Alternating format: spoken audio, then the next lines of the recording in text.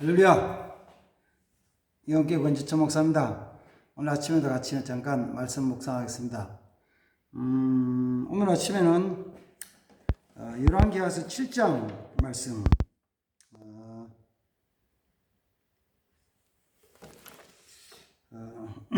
몇 절 보겠습니다. 3절부터 봅니다. 성문 어귀에 나병 환자 4사람이 있더니 그 친구에게 서로 말하되 우리가 어찌하여 여기 앉아서 죽기를 기다리라. 만일 우리가 성읍으로 가자고 말한다면 성읍에서 굶주림이 있으니 우리가 거기서 죽을 것이요 만일 우리가 여기서 머무르면 역시 우리가 죽을 것이라. 그런즉 우리가 가서 아람 군대에게 항복하자. 그들이 우리를 살려두면 살 것이요 우리를 죽이면 죽을 것이라 하고 아람 진으로 가리하여 해질 무렵에 일어나 아람 진영 끝에 이르러서 본즉 그곳에 한 사람도 없으니 이는 주께서 아람 군대로 병거 소리와 말소리와 큰 군대의 소리를 듣게 하셨으므로 아람 사람들이 서로 말하기를 이스라엘 왕이 우리를 치려하여 헷사람의 왕들과 애국 왕들에게 값을 주고 그들을 우리에게 오게 하였다 하고 해질 무렵에 일어나 도망하되 그 장막과 말과 나귀를 버리고 진영을 그대로 두고 목숨을 위하여 도망하였습니다. 그 나병 환자들이 진영 끝에 이르자 한 장막에 들어가서 먹고 마시고 거기서 은과 금과 의복들을 가지고 가서 감추고 다시 와서 다른 장막에 들어가 거기서도 가지고 가서 감추니라. 아멘. 엘리사 시대에 그 아람 나라 군대가 그 사마리아 성을 에워싸서 포위해 가지고 사마리아에 큰 기근이 일어나서 정말 먹을 게 없으니까 심지어는 자식을 삶아 먹는 일까지 생겼습니다. 그래서 왕이 너무 비통하고 그래서 이게 하나님의 사람 엘리사가 있다면 이런 일이 생기겠느냐, 그 엘리사의 목을 쳐라 가져와라 이렇게 명령을 내렸는데 그때 엘리사가 하나님의 말씀으로 예언하기를 내일 이맘때 되면은 사마리아 성에 양식이 풍족해져 가지고 그 전과 같이 될 것이다 그 예언했습니다. 정말 가장 먹을 게 없는 가장 극심한 것 뭘로 통해서 하면 전쟁을 통해서 물건이 없어서 가장 극심한 거 그런 거 이런 것은 똑같이 일어나요. 예를 들어 가지고 이 무서운 전염병이 돌아도 그런 것이죠. 오늘날처럼 그 코로나 그 전염병이 돌면은 물가가 비싸지죠. 그래서 우리나라도 금년에 소비자 물가가 정부 발표대로 2% 상승률이 2% 이상 됐다고 얘기하는데 그건 정부 발표고 정부가 그 물가를 물가 상승을 계산하는 몇몇 품목, 표준 품목에 대한 것만 가지고 하고 그거는 뭐 어떻게든지 오르지 못하게 확 잡고 뭐 하니까 그런 것이고 실제로는 엄청나게 올라가지고 서민 살기 힘들었죠. 어려워졌죠. 특별히 또 소상공인들이나 그 아르바이트 하던 젊은 사람들은 직장 자체가 없어져 버린다. 직장 자체. 식당에도 이 얘기를 하는 거예요. 뭐냐면은 그전에는 열 체크만 하면은 이제 누구나 이용이 가능했는데 이제는 방역 그 증명서를 QR코드나 방역 증명서를 내라 그러거든요. 그러면은 방역 증명서가 없는 사람도 있지만은 방역 증명서가 있어도 그걸 이렇게 체크하고 간다는 게 그게 어쨌든 귀찮은 거예요. 불편한 거예요. 그래서 안 간다는 거예요. 그래서 전에 식당 잘 되는 집도 이야기하기를 손님이 많이 줄었다는 거죠. 사람이 많아요. 그런 소상공인들이 어쩌면 소상공인이라는 것이 사회 가장 밑바닥에 아주 가장 밑바닥에서의 어떤 그 생산 기능들이잖아요. 그게 점점 약해지고 무너지면 다 어려워지잖아요. 그러니까 사마리아에는 그 전쟁 때문에 기근이 심해졌는데, 그래서 이제 사람들이 서로 죽이고 잡아먹고 하는 그런 아주 참혹한 시대가 됐는데, 그때 이제 그 성문 밖에 아람 나라 진과 사마리아 성 사이에 문둥병자 4명이 있었는데, 그들은 문둥병자이기 때문에 사마리아 성이 살지 못하고 바깥에 나와 살아야 되죠. 부정하니까. 그러니까 양식이 풍족할 때는 나병 환자 있으면은 먹을 것 이렇게 좀 갖다 주는데, 양식이 풍족하지 않으면은 자기들 먹을 것도 없으니까 저 성밖에 저쪽에 있는 나병 환자에게 갖다 줄 게 없죠. 그래서 굶어 죽을 지경이라는 거죠. 먹을 게 없다는 거예요. 그래서 나병 환자 서로 이야기하기를, 야, 여기 가만 앉아도 죽을 것이다. 성에 들어가도 죽을 것이다. 문둥병으로도 죽을 것이다. 죽어가는 이유가 3가지예요. 문둥병이 들어서 죽어가는 것이고, 또 여기 앉아서도 아무도 먹을 것 갖다 주는 사람이 없으니까 굶어 죽는 것이고, 성으로 가도 죽는 거예요. 그때 문둥병자들이 서로 이야기하기를, 이러지 말고 차라리 저 아람 나라 군대에 가지고 항복하자. 그렇게 해가지고 아람 나라 군대에서 우리를 살려주고 먹을 것을 주면 받아 먹고 살고, 그렇지 않고 죽이면 죽자. 같이 그 이판사판에도 죽으러 가자. 이거죠. 그렇게 해가지고 죽으러 가자. 살려주면 살고 죽으면 죽고 죽으러 가자라고 아람 진으로 갔더니만은, 아람 진영에서는 이상하게 아주 많은 군대 발자국 소리, 말의 말굽 소리, 이런 것을 듣게 만들어가지고 다 도망가고 없어져 버렸다는 거예요. 그래서 이 문둥병자들이 자기도 그 진에 가가지고 있는 음식 먹고 좋은 보아도 감추기도 하고, 그걸 사마리아 성에 전달해가지고 사마리아 성에도 그 아람 나라 군사들이 가지고 있던 군량 물품들이 다 들어감으로 말미암아 아마 사마리아 성 내에 물가가 안정이 되고 양식이 공급됐다라는 말씀이 오늘 열왕기서 7장 말씀입니다. 저는 아침 이 말씀을 같이 묵상하면서 그런 생각을 합니다. 죽는 것만큼 산다. 죽는 것만큼 산다. 죽는 것만큼 열매 맺는다. 우리 이 말씀에 대한 그 대표적인 말씀은 그 에스더서 4장에 보면은 그 바사 시대에 그 포로로 잡혀갔던 그 모르드게와 에스더가 유대 민족이 다 죽게 된 그때, 하만으로 말미암아 유대 민족이 다 죽게 된 그 상황 속에서 에스더가 왕에게 나가지고 자기 민족을 위해서 구하는 그 과정에 에스더가 한 말이 이거죠. 모르드게에게, 오빠,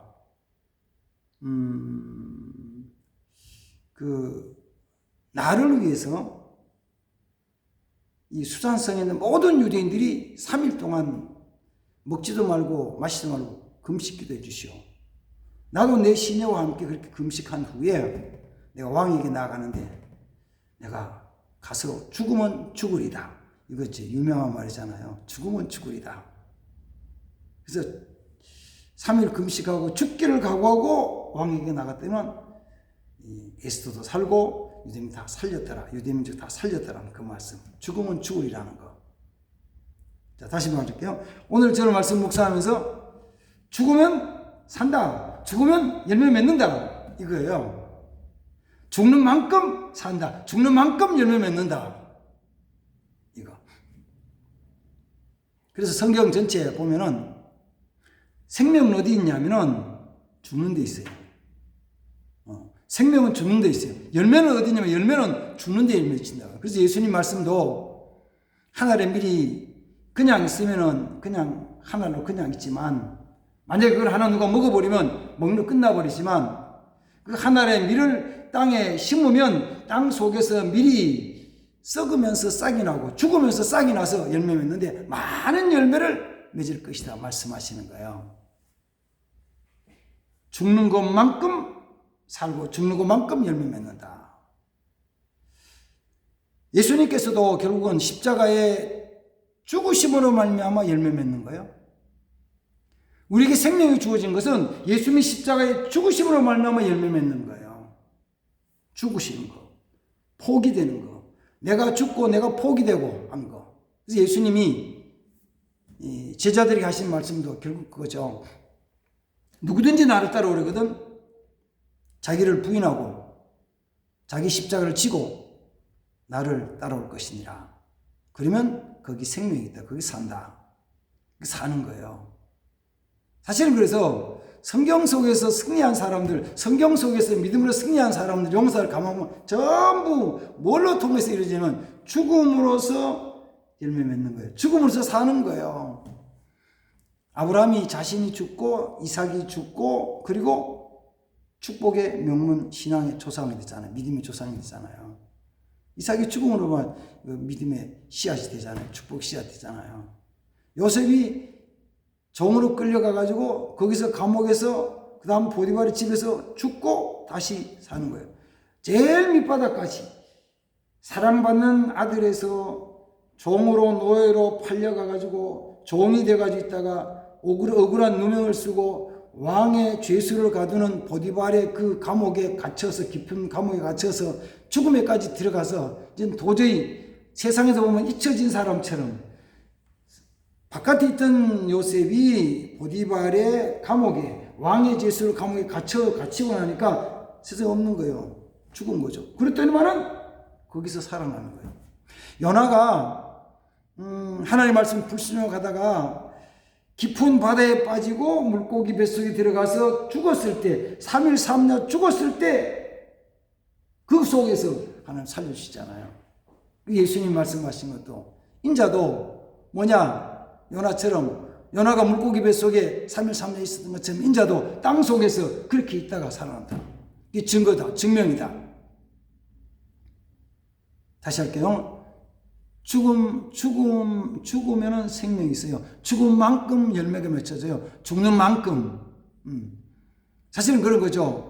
땅에서 심는 식물도 내가 죽는 만큼, 내가 드리는 만큼 열매 맺는 거예요. 내가 어떤 걸 드리냐 했더니 내가 드린 것만큼 귀한 것을 열매 맺으려면 귀한 것만큼 귀한 것을 드려야 돼요. 그만큼 드려야 돼요. 식물도 뭐 간단한 채소들 상추, 시금치, 파 뭐 이렇게 뭐 오이, 배추, 무 이런 거는 그렇게 많은 씨앗인데 많은 투자를 하질 않아요. 많은 투자는. 그래서 많은 거 투자하지 않으니까 많은 것이 열매 맺지는 않아요. 열매가 맺지는 많이 열매 맺지는 않아요. 그런데 귀한 것을 거두려면은 투자를 많이 해야 돼요. 어떤 사람들은 이거 투자하는데 시작하는데 얼마 든다면 5천만 원, 1억 든대. 어휴, 1억, 어휴. 난 돈이 없어. 그렇지. 심고 가꾸는 과정에서 1억이 들어가야 되는데, 그러면 돈이 없는 거예요. 나 못해. 아유, 그건 없어. 못해. 못하는 거죠. 그래서 어떤 사람은 딱 보되, 그래? 야, 그거 괜찮은데? 내가 지금 돈이 없지만 그거 괜찮은 건데, 야, 어떻게 할까? 해볼까? 그러다가 뭐 하냐면은, 돈을 빌리는 거 있죠. 돈을 빌려. 속된 얘기를 하면은, 전세금 빼가지고 집어넣는 거예요. 왜? 귀한 거니까.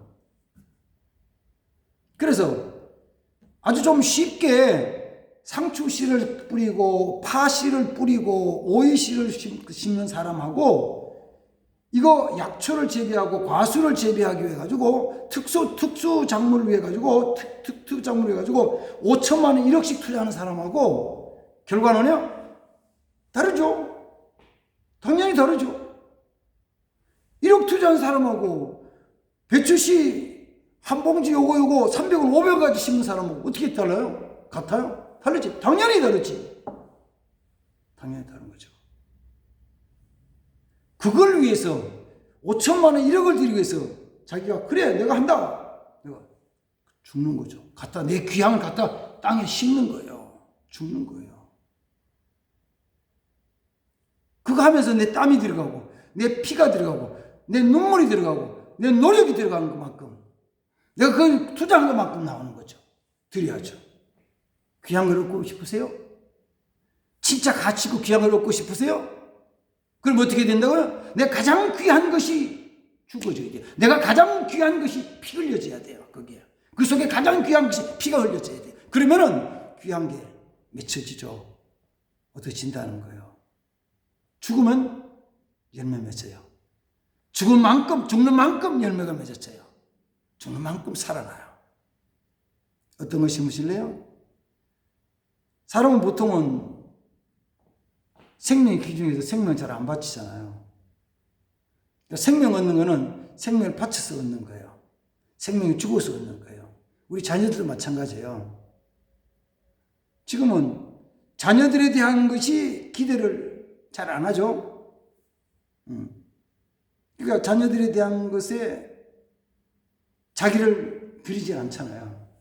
내 생명, 내 귀한 힘을, 정력을 다 쏟아서 내 인생 삶을 들여서 자녀들 위해서 거기는 들이지 않는다고요. 그래서 거기는 생명의 열매가 맺혀지지 않죠. 우리는 조금 앞에를 한 20년, 30년 그 미래를 보면은 그걸 보면서 심어야 되잖아요. 더 나아가서 50년, 100년 미래를 보면서 심어야 되잖아요. 근데 사람들 그렇게 못 보고 당장 이달, 당장 1년, 2년 요거만 보는 거. 요거 보니까 자녀를 낳아 기르는 게 너무 힘들고 어렵고 거기다가 내가 전부 투자한다는 거는 도저히 할 수 없는 것 같고 안 하잖아요. 안 하니까 안 맺혀지잖아요. 우리나라도 그런 모습들이 많이 나타났습니다만은 서구 사회에서는 벌써 한 30년, 40년, 한 50년 전부터 자녀를 기르면은 낳아서 기르면은 가장 기본적인 교육 고등학교까지는 졸업시키고 네가 알아서 해라. 네가 알아서 하는 거예요. 대학 갈 땐 네가 아르바이트를 하든지 네가 천천히 하든지 네가 알아서 해라. 뭐 투자를 안 해요. 심질 안 해. 내 땅을 안 내려. 나를 포기 안 해. 내가 죽질 안 해 거기에.